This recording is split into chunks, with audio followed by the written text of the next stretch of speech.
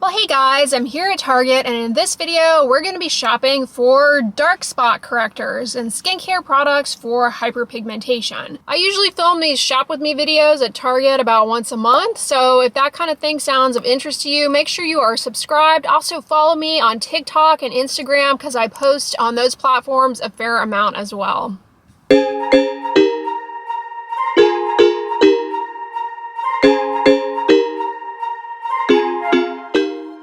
Alright, let's talk about Kojic acid. This product by Undefined Beauty, their R&R Day Serum, has kojic acid. Kojic acid chelates copper, which is necessary for the enzyme tyrosinase. So it's helpful for improving dark spots, hyperpigmentation. Now when it comes to fading hyperpigmentation, there's like no one single best ingredient. The gold standard is always going to be hydroquinone, which is available by prescription. There are a variety of hydroquinone alternatives that are usually most effective when there are a couple of ingredients combined in one. So this particular product has a few other skin brightening ingredients, lightening ingredients for dark spots and hyperpigmentation. It has alpha-arbutin, which also can help with inhibiting tyrosinase, and niacinamide. We'll talk more about that later, as well as licorice root. Now, for me personally, cockadoo plum has always been irritating.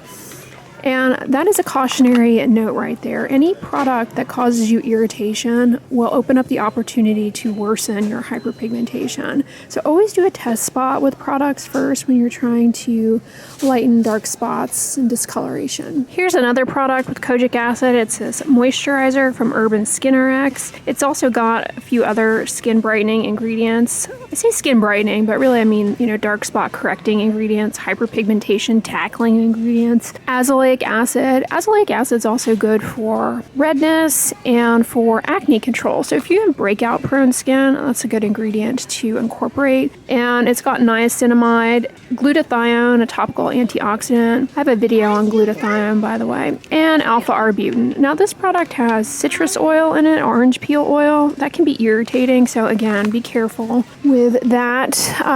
Anything that causes irritation will worsen the discoloration.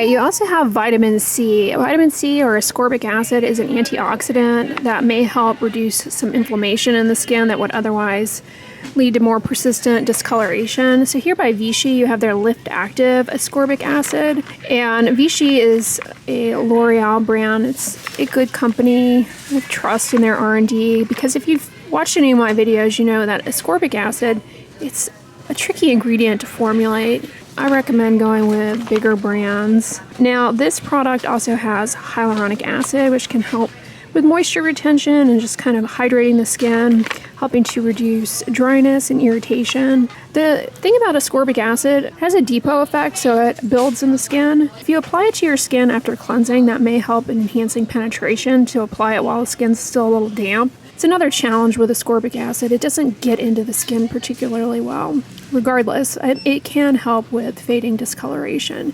Now, there are a few other vitamin C derivatives, alternatives, if you will. Things like magnesium ascorbyl phosphate, which are a lot more stable, but just lack the data that ascorbic acid has for discoloration. Now, ascorbic acid also may help in improving wrinkles and fine lines, but this video is about hyperpigmentation. So that's a vitamin C serum, if you will. La Roche-Posay also has one. This one has fragrance in it, which can be irritating, especially for those dealing with discoloration, so be careful. But they also make a vitamin C product for around the eyes if you're dealing with discoloration under the eyes. Now, like dark under eye circles, some of that is going to be due to just the hollows of your face, in which case vitamin C isn't going to really impact much change. But if you do have some pigment there, then this may help in temporarily brightening things up a bit.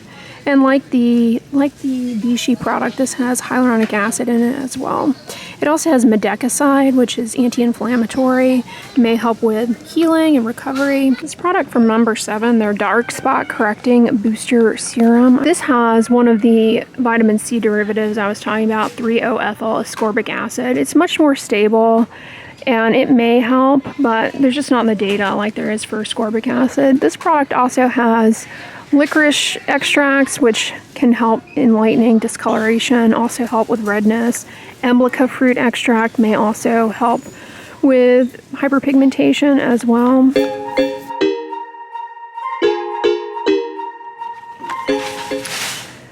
Now, adapalene, which is sold by various brands, including La Roche-Posay, and it definitely helps in lightening discoloration. It helps to put the brakes on tyrosinase. It can be used in conjunction with hydroquinone. It also imparts acne control, so if you have acne that heals with dark marks, well, there you go. But if you just have sunspots, hyperpigmentation, it can help with that as well. It's a retinoid, so it kind of helps also normalize skin cell turnover, and using it not only will help in controlling existing breakouts, it'll help prevent breakouts in the future, and it will reduce the chances that if you do get a breakout, it will heal with hyperpigmentation, provided you're using it in conjunction with sunscreen.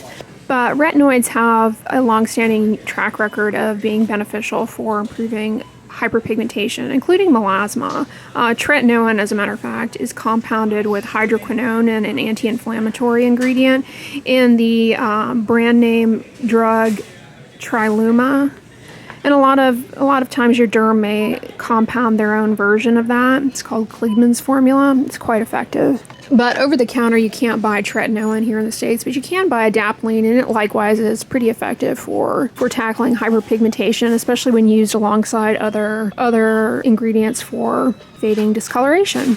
Aside from adapalene, you also have retinol. Now, retinol, your skin has to convert it to retinoic acid in order for it to really help you out, but it definitely can benefit you in fading, discoloration, dark spots, hyperpigmentation. It can be a lot less irritating than adapalene might be, so that's good if you are dealing with discoloration, because like I said, anything that makes your skin irritated can worsen the discoloration. Here's another retinol here, Olay's Regenerist Max 24. When you're trying to incorporate either retinol or adapalene, go really slowly, like just introduce it maybe every other night, even once a week, and work your way up to using it nightly. But you don't have to wash it off the following morning. That's a common myth. Check out my video on retinol myths. I go over in more detail there. Here's their Retinol 24 Night Serum. It's going to be a more lightweight version of the same thing. These products also have peptides, which can help with moisture retention, kind of giving a firming effect to the skin. Retinol Correction Line Smoothing Max Hydration Cream. This also has ascorbic acid. Ascorbic acid can potentially enhance the efficacy of the retinol in this in terms of targeting hyperpigmentation and getting it to fade. Oh, this one's fragrance free. And the hyaluronic acid probably will help reduce dryness and irritation. We're seeing fewer and fewer hydroquinone products on the market. As a matter of fact, Differin reformulated their dark spot corrector to remove hydroquinone because of the CARES Act. This Ambi product still does, so they haven't taken Ambi off the market. Now, hydroquinone remains the gold standard for fading hyperpigmentation, dark spots, melasma. You only want to use it for 3 to 4 months, and then you need to take a break from it. And when you use hydroquinone, you only want to apply it to the dark spots, because if you apply it to the surrounding normal pigmented skin, it can bleach those areas. It can be pretty irritating. A good use for this product, though, is if you get a pimple and you're prone to healing with discoloration, using this at the first sign of a breakout to the pimple will reduce the chance that it heals with a dark mark for sure. This product also has alpha hydroxy acid, which will help it penetrate the skin a little bit more deeply. It will help enhance penetration of the hydroquinone.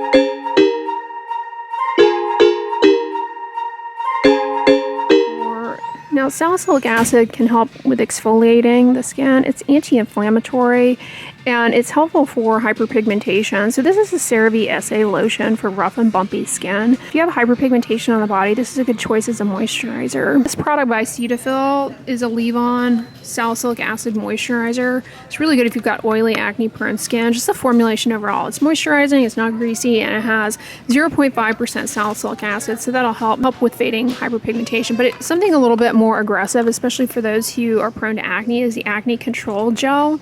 It has salicylic acid, and it also has alpha hydroxy acids, which help with fading discoloration. Now, these exfoliate those ingredients exfoliate the skin can be irritating. So be very conservative with how you use this. If it's too irritating, then you may not want to use it. But I have a review of this product. It's quite good as an exfoliant. It's meant for people who get breakouts, but it certainly can help in fading discoloration as well. They also have a salicylic acid cleanser. Point out that their AM and PM moisturizers for the face. The AM one has sunscreen and the PM one does not. Those both have niacinamide, which is pretty easy to tolerate for most people, although some people are sensitive to it. But the niacinamide helps reduce redness, and it also helps minimize hyperpigmentation. It's anti-inflammatory. So this would be a good everyday moisturizer with sunscreen to use to help with the discoloration. Of course, the Up and Up version, which is significantly less expensive, is likewise a reasonable option.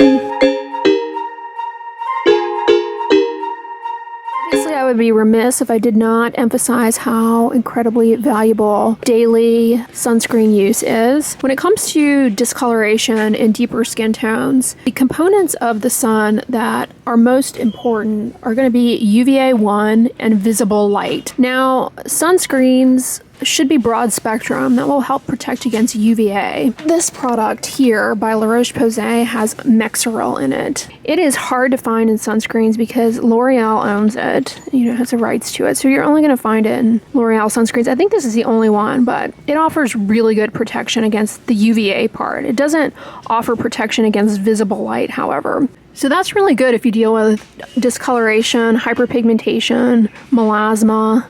Now, there's a common myth that chemical sunscreens are contraindicated for people with deeper skin tones or those who have hyperpigmentation. They're absolutely not. Some of them arguably are probably better depending on how they're formulated because they may more reliably get into longer UVA wavelengths that drive hyperpigmentation.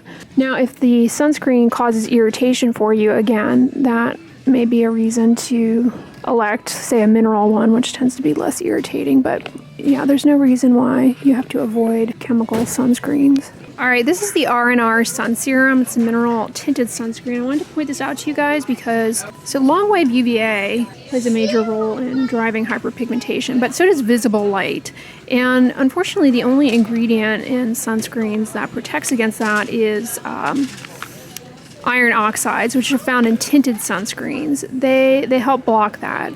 It's a visible light, though, is particularly problematic for deeper skin tones because it activates something called opsin 3 on the cells that make pigment, those are melanocytes, and it kind of just makes the pigment-producing enzyme go on overdrive, so it leads to more early onset and more persistent hyperpigmentation. But wearing a sunscreen with iron oxides may help in protecting against that. If you have a particularly stubborn spot of discoloration, consider covering it with a bandage. That will offer protection against not only UV rays, but visible light. Now, obviously, like on your face, that is not necessarily going to be an option, but consider, other body sites, a bandage, like a Band-Aid. And now Band-Aid has more tones of bandages besides just the weird peachy one. Let's talk about hyperpigmentation under the armpits. Sometimes antiperspirants can be the culprit, not only the antiperspirant, but the fragrance.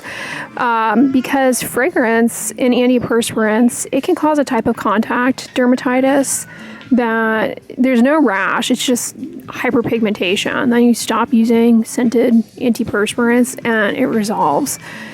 So just something to point out, if you do have discoloration, hyperpigmentation under the armpits, a lot of the ingredients that I pointed out here, they can be too irritating in the skin in the armpits because you've got skin-on-skin contact there, you have moisture from sweat. I would say the ingredients that tend to be well tolerated there are going to be niacinamide, licorice root, or soy, which I don't see many soy products, but like a moisturizer, for example, with niacinamide. So consider taking a break from antiperspirants if you have hyperpigmentation on the armpits, because it can be a culprit. While you're taking a break, what do you do about body odor in the meantime?